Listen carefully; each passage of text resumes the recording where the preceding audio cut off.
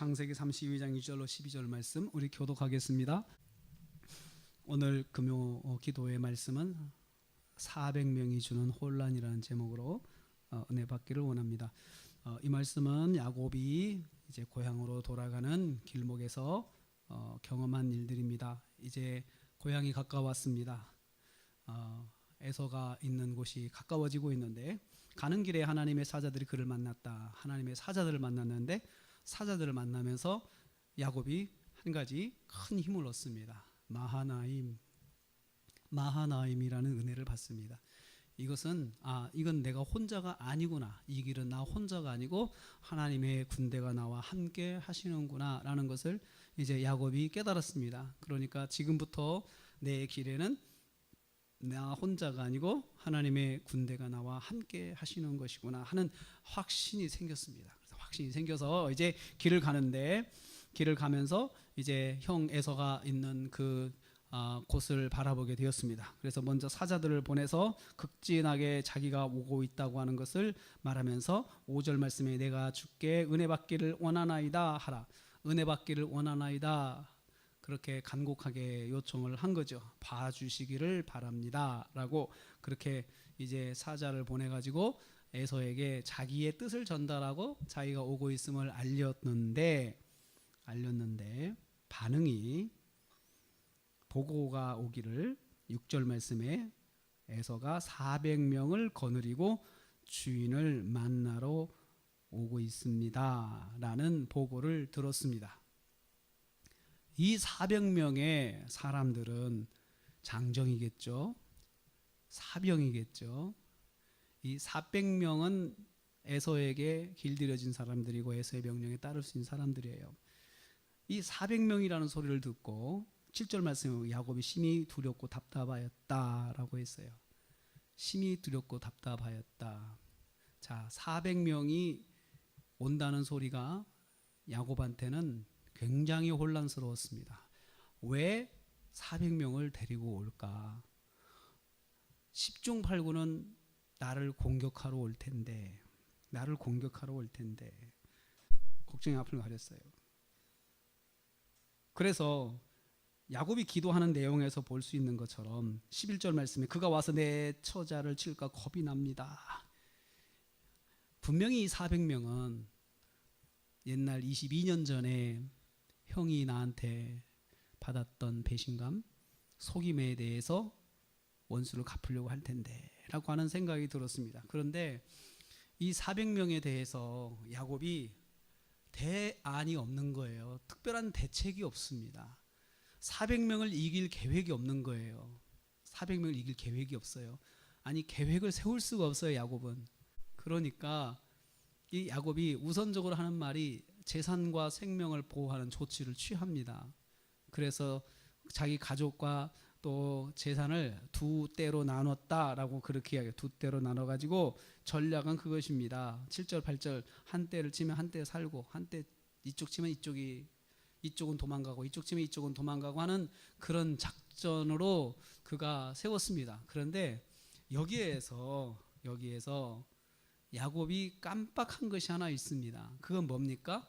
자기가 고백한 대로 마하나임 하나님의 군대가 함께한다는 사실을 깜빡하게 된 거죠.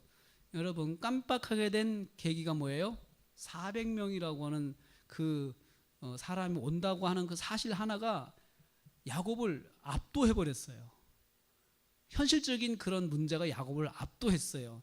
영적으로 마하나임 하나님의 군대와 나와 함께 하신다는 그 믿음이 현실적인 문제에 400명이 그 마하나임이라고 하나님의 약속과 하나님에 대한 하나님의 인도하심에 대한 신뢰를 무너뜨린 겁니다. 무너뜨린 거예요.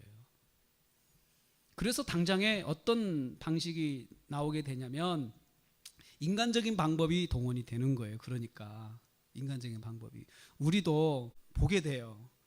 자, 체험을 했어요. 마하나임 분명히 영적인 체험을 했어요. 대단한 체험이죠. 그래 나는 이제부터 하나님이 나와 함께 하시는 사람, 그 싸움에서 힘이 되어주시고 도와주시겠다는 그런 의미에서 군대죠. 그리고 야곱의 마음에 그만큼 두려움이 많았기 때문에 군대로서의 확신을 주신 하나님의 사자가 함께 한다는 확신을 주셨습니다.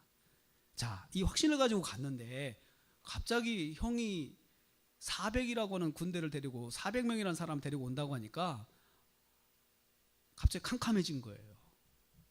이 캄캄함은 마하나임을 잊을 정도로 혼란이 온 겁니다. 우리도 그렇지 않습니까? 영적으로 체험을 했어도 현실적인 문제가 우리를 캄캄하게 만들 수가 있어요. 그래서 하나님의 약속은 어디 가고 이제 그 두려움 때문에 내가 인간적인 방법을 쓰기 시작하는 거예요. 이렇게 해보자, 이렇게 해보자. 인간적인 방법을 쓰죠. 그것이 일단 현실적으로는 내 마음에 안심이 되기 때문에 인간적인 방법을 쓰는 거예요. 인간적인 방법을. 그러면 그것으로 문제가 해결이 됩니까? 해결이 안 되죠. 해결이 안 되죠. 400명의 의도를 간파하지 못하고 있기 때문에 그 일이 왜 나한테 왔는지 모르기 때문에 아무리 내가 인간적인 방법을 써도 대안은 아닙니다. 대책은 끝나는 것이 아니죠. 그러나 어떻든 간에 이 400이라고 하는 400명이라는 그런 현실적인 문제는 항상 우리를 하나님의 약속과 하나님의 말씀으로부터 우리를 떼어놓는 역할을 하는 것이 400명이라고 하는 그 문제가 가지는 기능이에요. 400명이라고 하는 그 문제는 내가 해결할 수 없는 것, 의도도 알 수 없는 것, 왜 이것이 있는지 발견할 수도 없고 깨달을 수도 없고 대신 그 문제가 갈수록 나를 짓누르고 억누르고 어렵게 하는 문제가 400명입니다. 400명. 여기에 매이면 하나님의 약속은 온데간데 없고 인간적인 방법으로 해결할 수밖에 없습니다. 인간적인 방법으로 나가게 되는 거죠. 빨리 마하나임을 생각해야 되겠죠. 그렇죠? 우리가 지금 이야기가 결론이 나왔기 때문에 우리가 이제 이야기는 할 수 있는 것입니다. 그래서 성경의 교훈은 우리에게 항상 있는 것입니다. 마하나임을 기억하고 무엇을 해야 돼요? 다음에 나오는 기도를 해야 되는 거예요. 바로 하나님, 우리 형이 400명을 데리고 온다고 하는데 처음에 저에게 마하나임 하나님 함께 해주셨잖아요. 그 마하나임이 나를 지켜줄 줄로 믿습니다 하고 하나님께 나가야 되는데 야곱은 순서가 바뀐 거예요. 순서가 먼저 인간적인 방법을 쓰고 그 다음에 기도를 하러 나갑니다. 기도하면서 하나님에 대한 그동안 하나님 역사에 대한 체험을 고백하고 또 하나님의 은혜가 있었다는 거, 내가 막대기 하나 들고 이 강을 건넜는데 지금 올 때 보니까 이 수많은 재산을 가지고 오게 된 거 다 하나님의 은혜입니다. 그러면서 11절에 나를 좀 건져 주십시오 라고 그렇게 기도를 합니다. 그리고 하나님께서 이렇게 약속을 많이 하셨는데 제가 죽으면 이 약속은 아무 의미가 없지 않습니까? 야곱이 그렇게 말을 합니다. 그러면서 하나님께 엎드리죠. 대책이 없어서 하나님께 엎드립니다. 또 더 이상 대책이 없어서 저는 오늘 말씀을 통해서 400명이라고 하는 사람이 400명이라는 사람이 주는 혼란, 영적인 혼란에서 우리가 벗어나야 된다. 우리가 그 혼란에 빠지지 말아야 된다.